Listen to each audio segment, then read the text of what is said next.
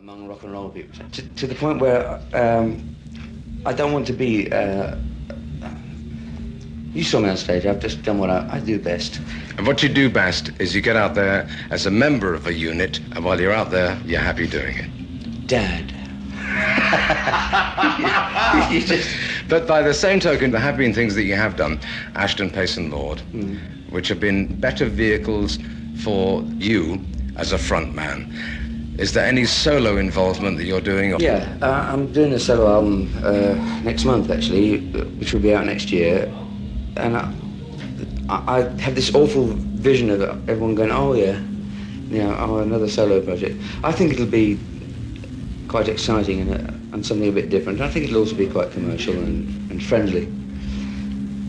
But I have this difficulty with the role of a keyboard player because most keyboard players are trained musicians, which is neither here nor there, but they are. So they've got this technique at their disposal, which we tend to want to push down the throat of the public rather than as a guitarist or a bass player or a drummer or a singer who are perhaps less technically trained do it from their heart and from their feeling. A lot of keyboard players tend to say, well, I've got this technique, why don't the hell I use it, let's fling it at everybody, see, I can play Bach, I can play Beethoven, look at me. And that's been always the problem, I think, with the keyboard player. He's got this schizophrenic role of being asked occasionally, to fling in a solo, which has got to be sort of stunningly brilliant at a moment's notice, and yet at the same time to provide this very clever bit of background work within the band. I've gone through this every night of my life when I have one of those awake nights when you can't sleep. I'm thinking, what am I supposed to be doing? Who am I? What kind of a keyboard player am I?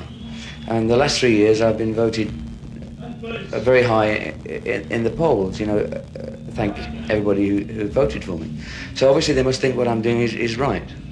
The problem is not their problem, it's my problem. I don't know what the heck I'm supposed to be doing. Do you ever see the day when you might take the expertise that you have and compose something that somebody could then transpose to the guitar? I've spent the last few years of my life trying to do that, in actual fact. I wrote that thing for Deep Purple, the concerto thing, which was beautifully naive. I mean, I really didn't know what the heck I was doing. I was just sitting at home saying, oh yes, I can do this. I don't know. I really don't know, love. All I know is that at this particular moment in time, what I'm doing in Whitesnake, I've never been so happy in my life. John, of all the things that you've recorded, which is your favourite? I made a solo album called Saraband, which has a large place in my heart, which I'm actually, I think, more proud of than anything I've ever done.